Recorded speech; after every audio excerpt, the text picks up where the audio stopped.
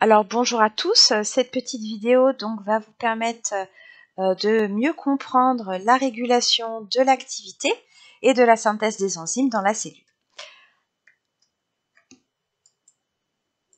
Alors, dans la cellule, il y a énormément de réactions chimiques. Donc il y a beaucoup d'enzymes dans la cellule qui interviennent dans les réactions chimiques. Et du coup, comme il y a énormément de voies métaboliques qui fonctionnent en même temps, il faut qu'on ait également des systèmes de régulation de ces différentes voies métaboliques. Ce qui est intéressant aussi, c'est que le fait de s'intéresser aux mécanismes de ces différentes voies métaboliques et aux intermédiaires métaboliques finalement qui sont formés, ça permet d'avoir des avancées majeures, notamment en recherche dans les biotechnologies. Alors, il existe différentes voies métaboliques. Qu'est-ce qu'une voie métabolique? Eh bien, elle va mettre en jeu un ensemble d'enzymes qui fonctionnent de manière séquentielle. C'est-à-dire que le produit de la première va constituer le substrat de la deuxième, et ainsi de suite. Là, je vous ai mis un schéma d'ensemble de différentes voies métaboliques présentes dans une cellule eucaryote. Donc là, vous pouvez reconnaître la glycolyse que vous avez vue en MGF. Vous avez vu exactement les mêmes voies métaboliques en MGF. Le cycle de Krebs, qui a lieu ici dans la matrice mitochondriale. Je vous rappelle que là, on est dans une cellule eucaryote. Donc, le cycle de Krebs s'effectue dans la matrice mitochondriale. Vous avez les fermentations, la bêta-oxydation, la synthèse des acides gras, mais également le métabolisme du glycogène ici qui est présent et la voie des pentoses phosphates. Vous avez enfin la chaîne respiratoire qui ici est située dans la membrane interne des mitochondries, mais chez les prokaryotes, elle est située dans la membrane cytoplasmique. Alors, quels sont les différents mécanismes de régulation dans la cellule? On peut tout d'abord revoir un petit peu la régulation allostérique. On en a fait un cours à part entière, mais effectivement, c'est une régulation qui intervient dans la cellule. Donc, si par exemple, on trace la vitesse initiale volumique en fonction de la concentration en substrat, pour les différentes enzymes que vous avez rencontrées en TP, comme la bêta-galactosidase, la phosphatase alcaline, vous obteniez une hyperbole avec un plateau ici, qu'il n'était pas toujours facile de voir, d'atteindre. Et donc, quand on a ce plateau, on reporte ici la vitesse initiale volumique maximale. Et si on reporte la vitesse initiale volumique maximale sur 2, on obtient ici la constante de Michaelis. Voilà. Donc ça fonctionnait quand on obtenait le plateau. Comme on obtenait rarement le plateau, on passait par le tracé de Lineweaver-Eberg, qui est le tracé des doubles inverses, parce que chaque fois on se disait les biotechnologistes préfèrent travailler avec des droites plutôt qu'avec des hyperboles. C'est beaucoup plus simple pour les calculs. Pour une enzyme allostérique, eh bien, on trace également la vitesse initiale volumique en fonction de la concentration au substrat. Et ce qu'on remarque, c'est qu'on n'obtient pas une hyperbole en fait, on obtient une sigmoïde. Et ce qu'on en avait déduit, c'était que la régulation finalement d'une enzyme allostérique était une régulation qui était beaucoup plus fine que la régulation d'une enzyme michaélienne. En effet, pour une faible concentration en substrat, ici une faible augmentation de concentration en substrat, on pouvait avoir une vitesse initiale qui d'un seul coup augmentait très fortement, contrairement à une enzyme michaélienne. Et on avait parlé également d'effets hétérotropes. Alors, on va revenir un petit peu dessus. Si je m'intéresse maintenant à la phosphofructokinase, qui est une enzyme de la glycolyse, elle permet le passage, notamment, si je reviens au petit schéma, elle permet ce passage-là, le fructose 6-phosphate en fructose 1,6-biphosphate. Donc, ces substrats sont le fructose 6-phosphate et l'ATP. Donc, voici son fonctionnement normal. Ça ressemble donc à une sigmoïde. Si on a de faibles concentrations en substrat en ATP, eh bien, finalement, la courbe est déplacée dans ce sens et on obtient une hyperbole. On obtient finalement un comportement michaélien. En revanche, si la concentration en ATP augmente, et augmente de plus en plus, eh bien nous allons avoir une sigmoïde beaucoup plus basse et donc une inhibition, on voit là une inhibition de l'enzyme. Donc en fait cet ATP, c'est à la fois le substrat de l'enzyme, il va à la fois se fixer sur le site actif de l'enzyme et permettre son activation pour que cette réaction puisse s'effectuer, mais par contre, quand la concentration en ATP est trop importante dans la cellule, eh bien celui-ci va venir se fixer à un autre endroit sur l'enzyme et va venir l'inhiber. Donc en fait, la vitesse de la glycolyse ici dépend, en tout cas pour cette enzyme, de la concentration en ATP dans les cellules. Alors, il y a d'autres systèmes de régulation de la glycolyse, mais celui-ci en est un.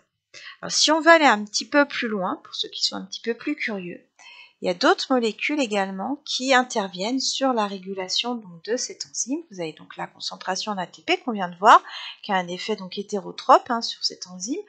Mais on a également la concentration en citrate. Donc le citrate, où le retrouve-t-on? Le citrate, on le retrouve ici dans le cycle de Krebs. Effectivement, s'il y a beaucoup de citrate, c'est pas la peine de faire fonctionner à fond les ballons la glycolyse. Excusez-moi l'expression. Si beaucoup de citrate, ça veut dire beaucoup d'ATP, c'est pas la peine de faire fonctionner la cellule à fond s'il n'y en a pas l'utilité. D'accord? Donc du coup, le citrate va pouvoir venir inhiber cette enzyme et freiner la glycolyse. L'AMP, par contre, va pouvoir augmenter, activer cette enzyme. S'il y a beaucoup d'AMP dans la cellule, c'est qu'il y a peu d'ATP, donc il faut faire fonctionner la glycolyse. Même chose ici, avec cette molécule de fructose 2,6-biphosphate qui peut activer cette enzyme qui, lui, est formée grâce à la phosphorylation du fructose 6-phosphate, qui est un autre système de régulation ici, qui va venir donc phosphoryler le fructose 6-phosphate en fructose 2,6-biphosphate, qui va permettre d'activer notre phosphofructokinase. Alors à chaque fois que vous voyez kinase, on l'a déjà dit, mais à chaque fois que vous voyez le terme de kinase, c'est qu'il y a de l'ATP qui intervient dans la réaction. Alors on peut également réguler l'activité des enzymes en modifiant de manière covalente certaines enzymes, et cette modification covalente est réversible. En effet, quand on avait travaillé sur les inhibiteurs, on avait vu qu'il existait des inhibiteurs suicides, qui étaient des molécules en général synthétiques, qui allaient bloquer de manière irréversible l'enzyme. Mais là, ce n'est pas le cas.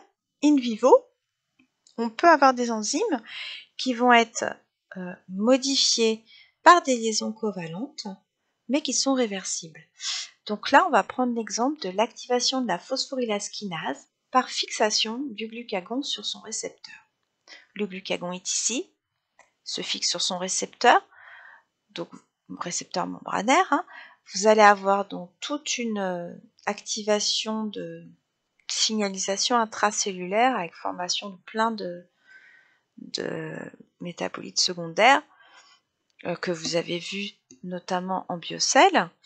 Donc là, on va avoir activation par exemple d'une protéine G qui va activer une adénylate-cyclase, donc plein de seconds messagers qui vont se former. Cette adénylate-cyclase va permettre la conversion de l'ATP en AMPC, donc il va y avoir augmentation de l'AMP cyclique qui va permettre d'activer une enzyme qu'on appelle la protéine kinase, et cette kinase ATP, et cette protéine kinase ATP va activer la phosphorylase kinase, représentée en rouge ici, en phosphorylase kinase phosphorylée active, représentée en bleu. Alors qu'est-ce qu'elle va faire cette phosphorylase kinase? Alors cette phosphorylase kinase, on la retrouve ici, notre phosphorylase kinase active en bleu. Kinase ATP.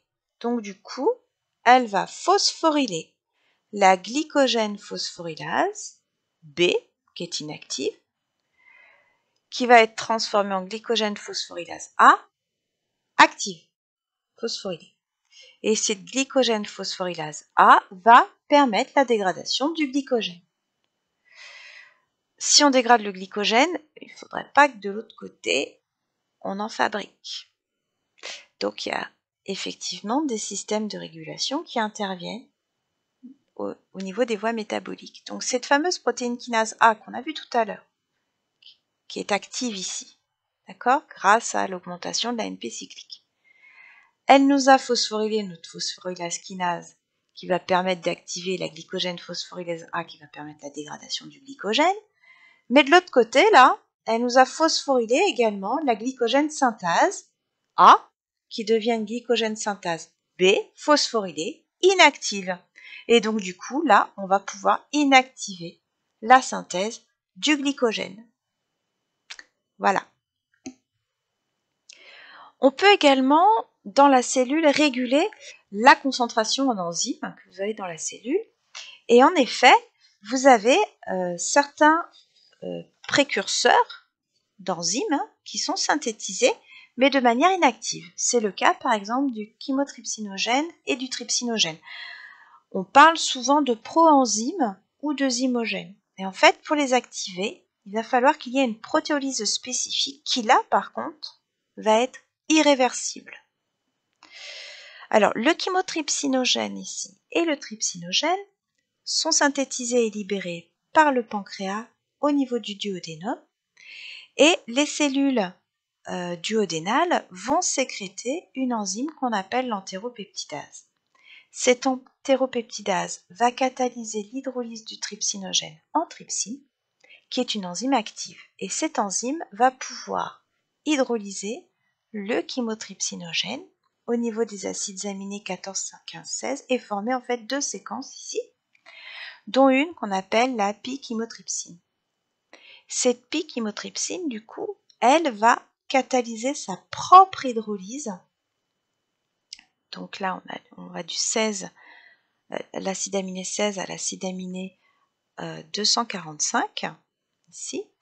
Donc elle va catalyser sa propre hydrolyse et on va obtenir trois chaînes, une chaîne acide aminé 16 à 146, une chaîne acide aminé 1 à 13 et une chaîne 149 à 245. Donc la chaîne B, la chaîne A, la chaîne C. Et l'ensemble de ces trois chaînes reliées par des ponts disulfure va permettre de former l'alpha-chymotrypsine qui est active. Alors, si vous voulez des petites précisions et aller un petit peu plus loin sur l'activation de cette chymotrypsine, je vous ai donc mis un petit lien vidéo. Et puis, cette vidéo est également disponible sur PearlTrees, dans la partie fiche enzymologie.